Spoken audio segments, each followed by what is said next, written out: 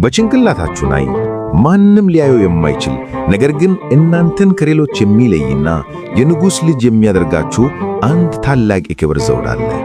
ይህ ዘውድ እግዚአብሔር ሲፈቅራችሁ የሰጣችሁ ማንነት፣ ክብራችሁና ሞገሳችሁ ነው። ነገር ግን ዛሬ በመንገዳችን ላይ ይህንን ዘውድ ከራሳችን ላይ አውልቀው ጭቃ ሊጥሉት ወደማይረባ ሱስና ርኩሰት ሊያስገቡን የሚሞክሩ ብዙ ስውር ሌቦች አሉ።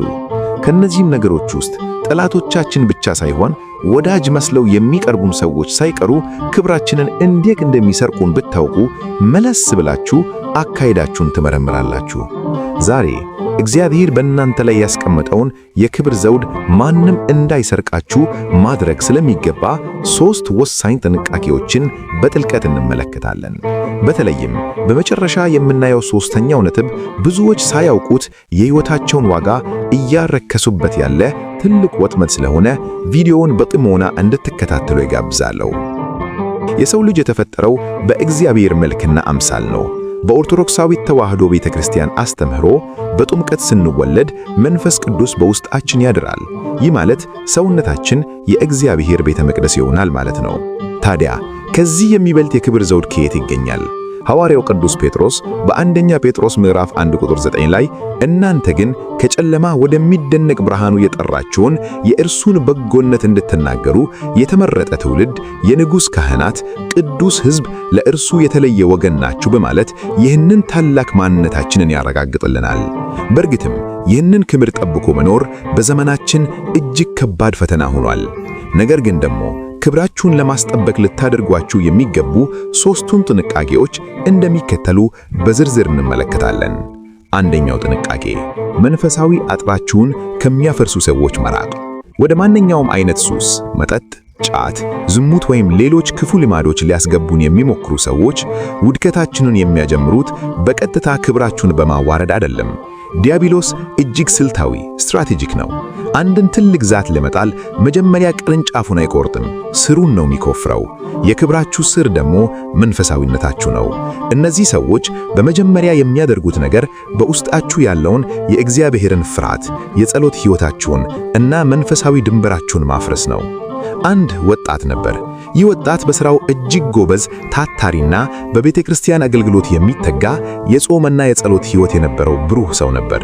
በሕይወቱ ላይ የእግዚአብሔር ሞገስ ስለነበረበት በሄደበት ሁሉ የተከበረ ነበር። ነገር ግን በሥራ ቦታው ያገኙት አዳዲስ ጓደኞች የእሱን መንፈሳዊ ጥንካሬና ብርሃን መሸከም አልቻለም። ስነ ልቦናው የሚነግረን በጨለማ ውስጥ ያሉ ሰዎች የብርሃን ሰዎች ሲያዩ የራሳቸው ጉድለት ስለሚታያቸው ብርሃኑን ለማጥፋት ይሞክራሉ። እነዚህ ጓደኞቹ በቀጥታ ና ጠጣ፣ ና ሱስ ውስጥ ግባ አላሉትም። ነገር ግን መንፈሳዊነቱን ማጥላት ጀመሩ። አንተ ደግሞ ጻድቅ አትጫወት፣ ዘመኑን ምሰል እንጂ ይህን ያህል መጸለይ ምን ያደርግሃል እያሉ ማሾፍ ጀመሩ።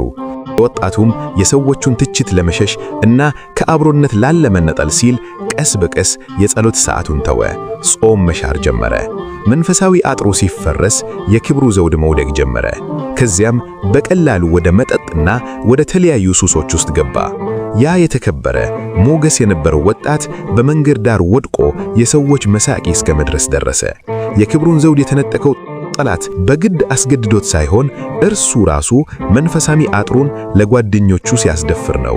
ሐዋርያው ቅዱስ ጳውሎስ አትሳቱ፣ ክፉ ባልንጀርነት መልካሙን አመል ያጠፋል ብሎ ያስጠነቀቀን ለዚህ ነው። ስለዚህ በመንፈሳዊነታችሁ የሚያፌዝ ሰው፣ የጸሎትና የቤተ ክርስቲያን ሕይወታችሁን እንደ ሞኝነት የሚቆጥር ሰው ካጋጠማችሁ ያ ሰው የክብራችሁን ዘውድ ሊሰርቅ የመጣ ሌባ እንደሆነ አውቀው ቶሎ ሽሹት። ሁለተኛው ጥንቃቄ የራስን ዋጋ ማወቅና እምቢ ማለትን መልመድ ነው። ዘውድ የደፋ ንጉሥ ዘውዱን አውልቆ አፈር ላይ አይጥልም፣ ምክንያቱም የዘውዱን ዋጋ ያውቃል። እናንተም ክብራችሁን ልትጠበቁ የምትችሉት እግዚአብሔር በክርስቶስ ደም የገዛችሁ ክቡር ፍጥረቶች መሆናችሁን ስታውቁ ብቻ ነው። ብዙዎቻችን የክብራችንን ዘውድ የምናጣው የሰዎች ጭብጨባ ኤክስተርናል ቫሊዴሽን ስለምንፈልግ እና ሰዎች ይጠሉኛል ብለን ስለምንፈራ ነው። በስነ ልቦናው ዓለም ፒፕል ፕሊዚንግ የሚባል አደገኛ ባህሪ አለ።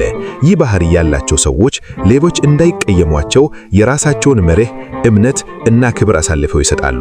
ነገር ግን ልብ በሉ፣ ሰዎችን ለማስደሰት ስትሉ ክብራችሁን ዝቅ ባደረጋችሁ ቁጥር ሰዎች እናንተን ማክበር ያቆማሉ። አንዲት እናት ነበሩ። እኚህ እናት እጅግ ደግና ሩህሩህ ነበሩ። ነገር ግን አንድ ትልቅ ችግር ነበራቸው።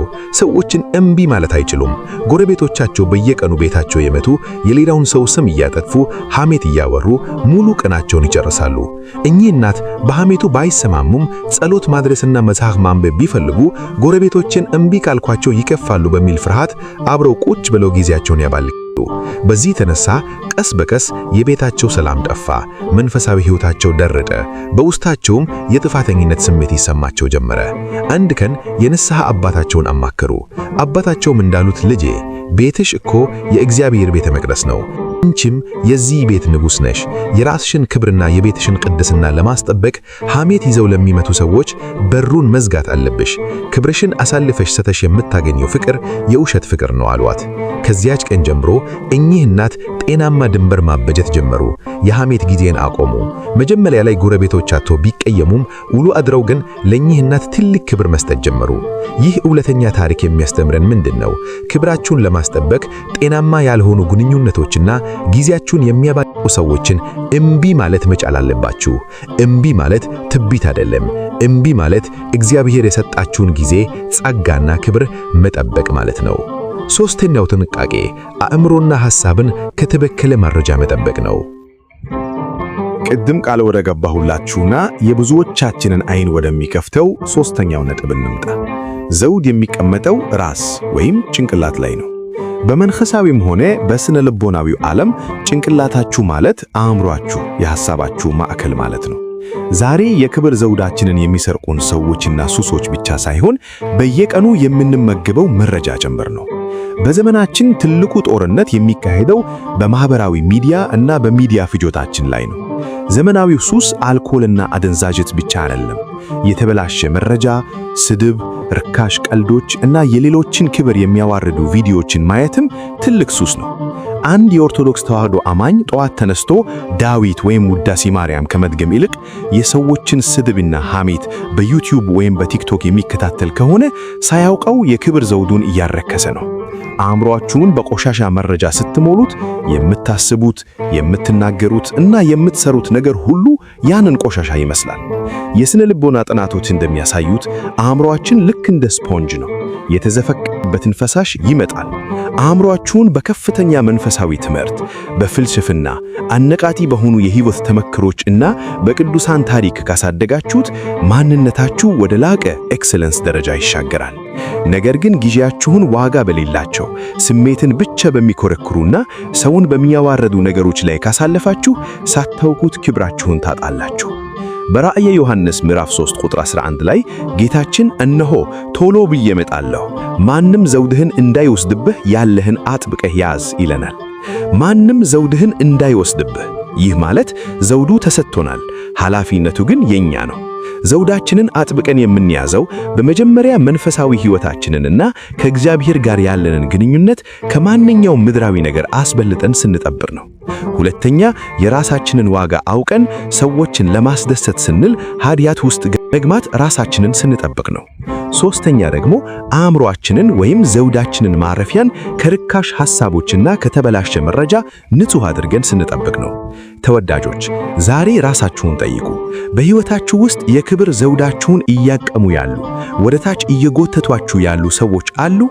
መንፈሳዊነታችሁን እንድታፈርሱ፣ የጸሎት ሕይወታችሁን እንድትተው የሚያደርጓችሁ ጓደኞች አሏችሁ?